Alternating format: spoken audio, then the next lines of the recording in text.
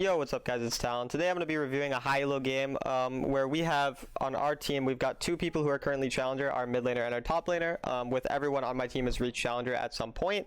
And then the opponents, their Tristana and their Fiora, have both also are currently Challenger. And then they also have their Gragas is a really high Challenger player normally. His name is Payne, he streams on Twitch and stuff, he's really good. And so just a very high elo game, all Grandmaster, Challenger currently players. So I just thought I'd review it, go through my thought process, kind of what happens throughout the game and what I would change, what went well and all that type of stuff. So let me know what you guys think about this type of video versus the other types of videos making guides and stuff. I think it's good to kind of mix it up since I'm going to try to be uploading daily. It's kind of hard to always make a guide every day since it's hard to find a topic, but I can mix this in with guides, coaching, and then these gameplay reviews and stuff. So looking at this comp initially, the reason I picked thresh is my tank pool, my tank champion pool is mainly thresh and Nautilus. I went for thresh here because I feel like it combos overall better with the Varus. There's just more ways to CC to combo the CC with the Varus. Additionally, it's going to be good because early on in lane, having the good range is going to be nice for poking out the Tristana since her range is not that much higher than thresh's early game. And then I'm going to be going for second wind rune here because of Soraka's poking in lane. I just want to survive the poke a bit better so that the early lane goes well. The main thing I'm going to be thinking about early on in this game is getting my level 2. Once I'm able to get level 2 on thresh, that's really a big power spike in lane because you have your hook and flay, which you can combine together and just use to CC chain people really well.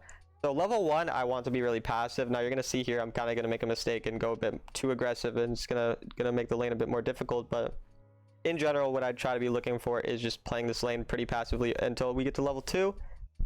And I'd want to be hitting the lane so that I can get the push in lane for level 1 so that we're able to easily farm up until we get to level 2. But yeah, in general, another important thing I'm going to be looking for is buying anti-heal because they have a Swain, Soraka, and Fiora.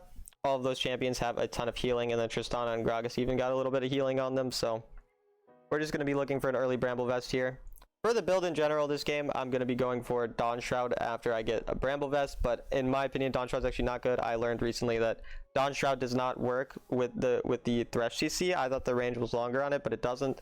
So instead of going for Dawn Shroud, it's actually probably better to either go for Mantle, which I like going, or if you don't want to go Mantle, you could go Deadman's or Force of Nature. Instead, often Deadman's would be quite good into more AD, and then Force of Nature into more AP. And if they've got the mixed damage, then Mantle is going to be quite nice, in my opinion. You're going to see here, what I should be doing is hitting that high health range minion. That way we can push the lane and get the push into them. But you're going to see here, I go to aggro and try to poke out the Tristana. When again, my power spike is level 2, so trying to play for the level 1 is definitely a mistake by me. I should be more patient until we reach level 2, and that's when I should really be looking for hooks and potential engages and stuff like that. So what I should be doing again here, I should have already walked up to hit the wave so that I got level 2 faster. I do make that mistake. However, I hit a nice hook onto the Tristana here, and due to that hook and the ignite to get the anti-healing so that her heal from Soraka does a lot less, we end up getting her flash out, getting their heal out, and being in a very advantageous part in this lane at this point. So now that we're here and we see our Lee Sin pathing towards us, we know our Lee Sin's a really good player, so he's likely going to be looking for a gank. I want to get to level 3 so that I can lantern him towards us if I need to, and then I want to flash onto them. Hopefully I can cancel the Tristana dash or her jump by simply using my third ability when she's about to use it. That's a great way to cancel it if you guys didn't know. So you're going to see here, my Lee Sin ends up going forward and we get the flash out from Tristana, or the jump out from Tristana, and we trade 1-for-1 because of Gragas getting the counter gank. So overall, not too bad for us, just an unfortunate counter gank from Gragas, well played by him. But now that we ended up killing Tristana, we want to shove this lane as fast as possible. That way we can deny her some gold, and then we back for our Bramble Vest so that it's easier to play the lane with all of the healing that Soraka has. At this point in the game, it's going to be a lot harder to really do much in lane, now that they're around level 4, almost level 5. That's when Tristana is quite hard to kill because of her ultimate knocking you away and all that. So at this point, I'm just going to be looking for hooks, and if I don't land a hook, I'll probably just wait until the first dragon before I really try to do a whole lot more. For the build, again, I'm going to be going for Protobelt next here. The reason I'm going to go for Protobelt is mainly because it makes it really easy to catch people out and just like dash onto them, get a quick flay onto them. I'm going to get a lot of value from it. You'll probably see later on in the game, get some nice Protobelt catches out on people. It makes it very easy to just land the hooks and land the flay and everything like that onto people. So again, at this point, we're going to be playing pretty passive in the lane, not really doing a whole lot. Unless they end up going aggressive and we end up getting an easy hook onto them. I know their Gragas is top side since he was just recently on the bottom side of the map, so I'm expecting that he won't be near here for a while. We land a pretty nice hook onto the Tristana there just to get a little bit of poke onto her. Again, I'm just going to be fishing for those hooks. If I land them, great. If I don't land them, oh well. Ignite is also something I really need to all in the Soraka or Tristana because of their healing. So again, Tristana is going to hit pretty hard here, and we're going to get an easy kill. And I'm going to have the Ignite to end up stopping the healing. And Gragas is actually going to surprisingly come bot here pretty early on. I wouldn't have expected that, but we end up getting the kill regardless due to this Tristana just getting caught out by a hook. So despite being a challenger Tristana, very good Tristana, she ends up making a lot of mistakes early on in this lane, getting hooked by me a couple times, and she dies multiple times. So we end up getting a good advantage in this lane. Now that we have this, I'm going to get Merc Treads. It's going to be quite useful. Ideally, I would get Proto Belt before the first dragon, but we'll see if that's possible. Another important thing I kind of want to note is I used my flash pretty early on in the lane. That way, it's going to be back up for dragon. So it's often important, like if you can, you might as well go for some type of flash play if you're an aggressive champion in lane, if you see any type of opportunity really early on in the game. That way, it's going to be back up for dragon, rather than kind of waiting until like close to the dragon spawning and then using it.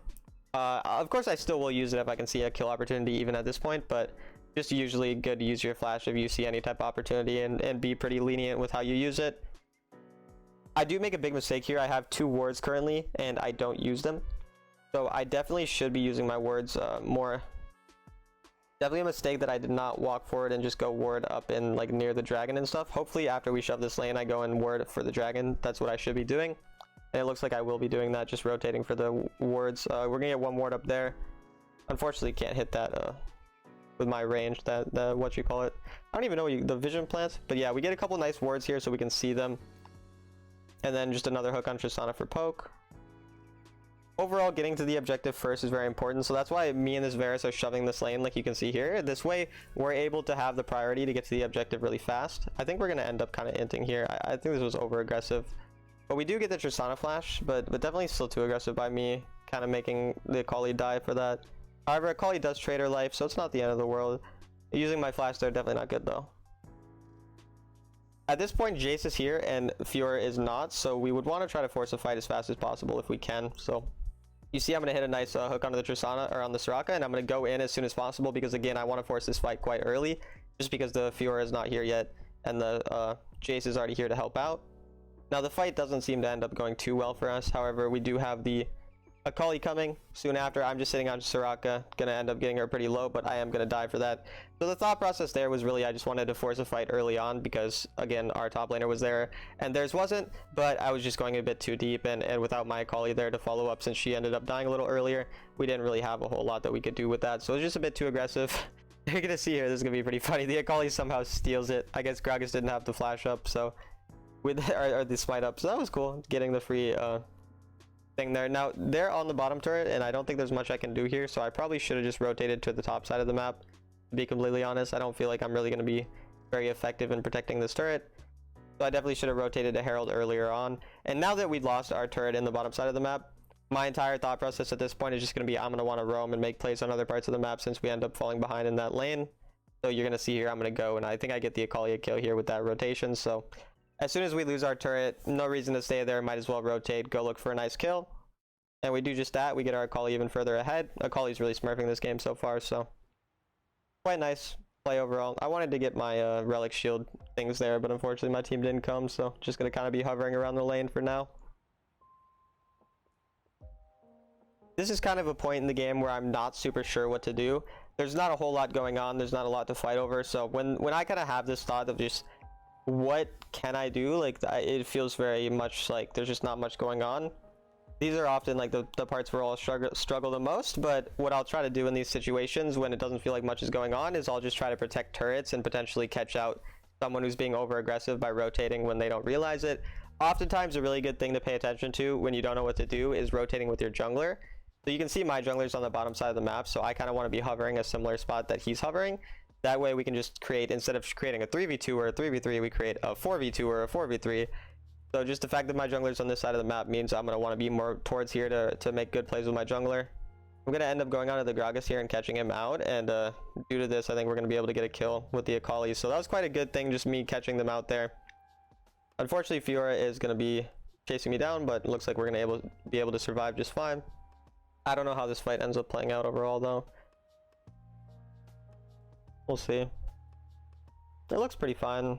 Looks like everyone survived. So yeah, just catching out the Gragas there again. My thought process with being bottom side and not top side there, well, one, my Jace is 0 and 5, so I don't really want to be playing towards him.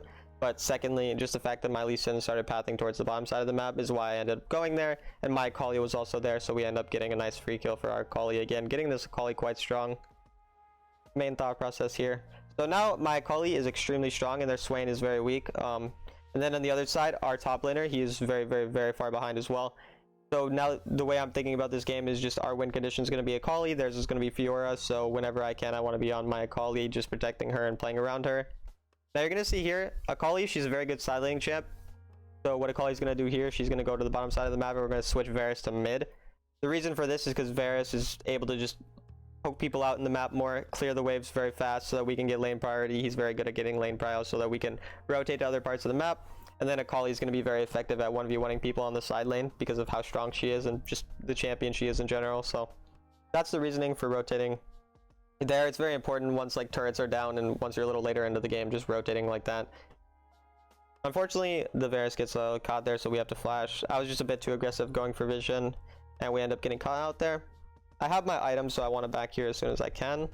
So I was probably just going to clear this wave and then try to back after I get my my souls.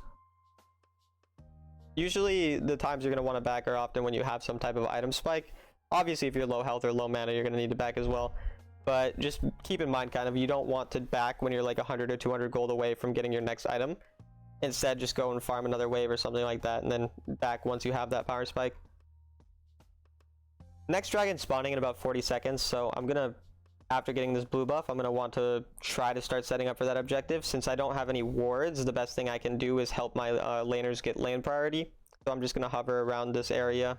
Now that I see the Fiora, I'm gonna go walk down, but what I should be doing is hovering towards mid lane so that my Varus is very safe there. So I end up going too far towards the bottom side of the map too early, when instead I should be going more towards mid so that my Varus is more protected.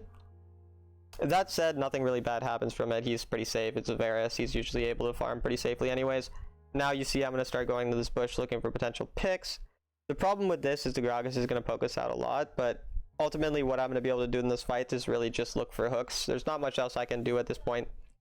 So I'm going to be looking for any types of hooks onto really whoever I can find, but ideally Soraka gets hooked if I can possibly do that. So that's pretty much just what we're going to be thinking about in this fight, and then I'm going to want to lantern out Akali or Jace or whoever if they go up and go aggressive. So I'm going to want to get good value for my lantern in this game for sure.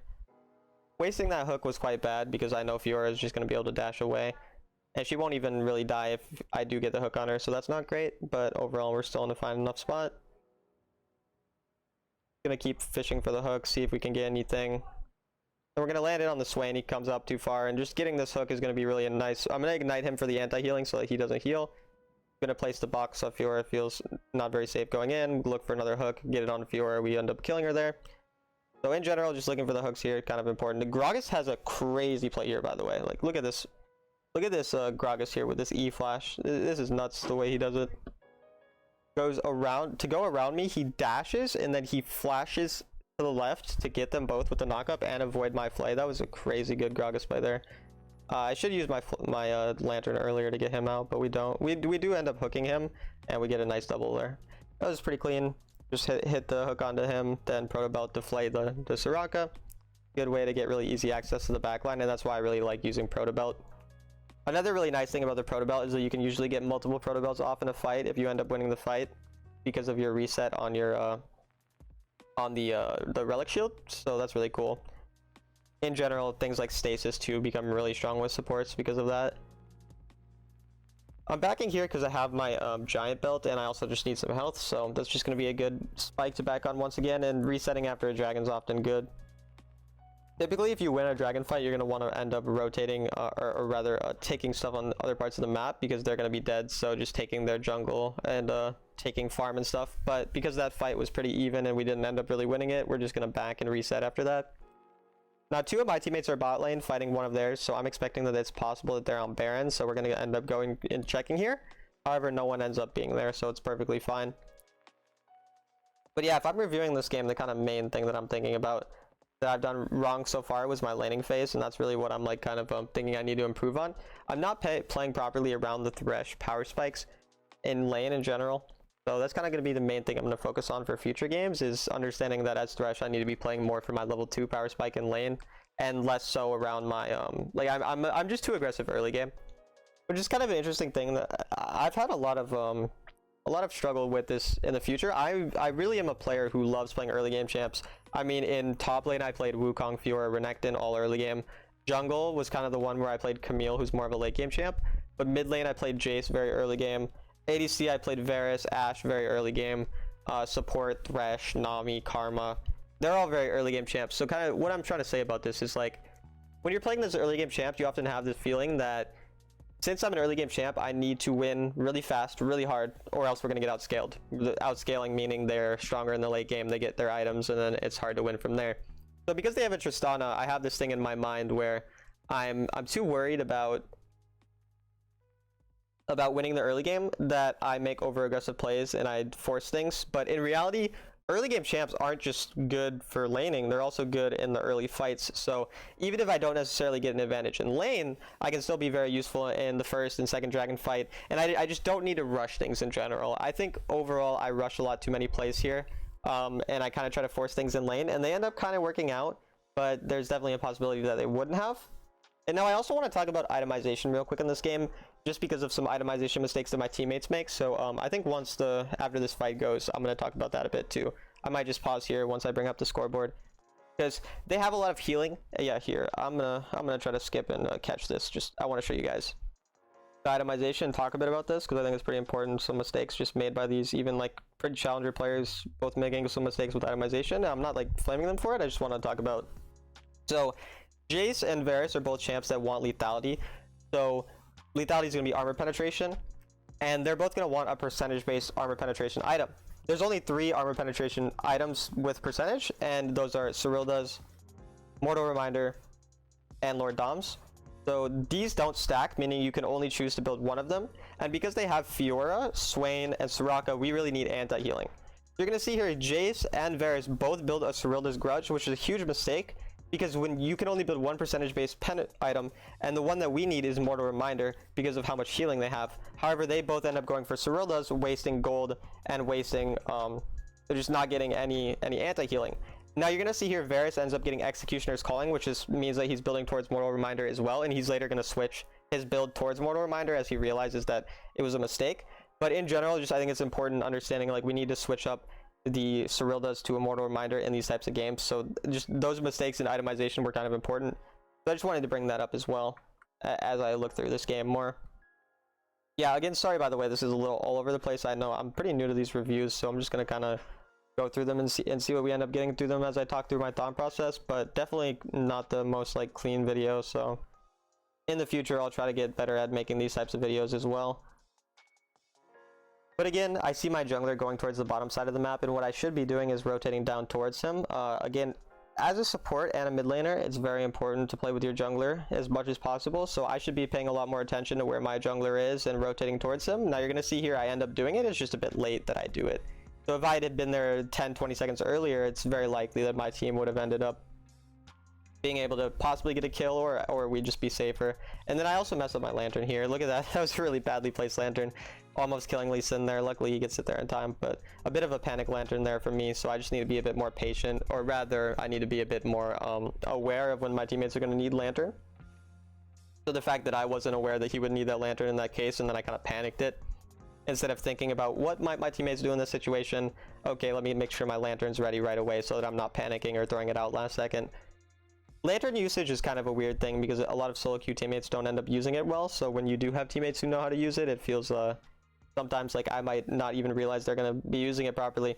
But once again, you see us in the same position as we were in the last dragon fight, and again I'm just going to be looking for a simple hook onto anyone I can catch out. There's not a ton more I can do in these team fights apart from look for hooks, so I'm just going to keep fishing for them and looking for them, and then peeling for my teammates with lantern or with my ultimate, anything like that.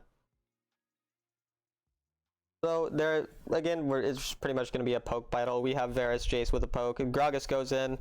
Really good stasis from the Gragas there. He's playing super well, but Akali ends up smurfing this fight. It's super hard. This is going to be pretty crazy from Akali here. And then I'm going to go for the flash hook under Soraka to make sure that we catch up to Soraka there. So that's pretty much my job in this fight. kind of just sees, like, look for hooks, CC people, but the Akali just absolutely pops off there and carries that fight really hard. So that's going to end up kind of being, I think we might even end up getting Baron out of this, I'm not sure.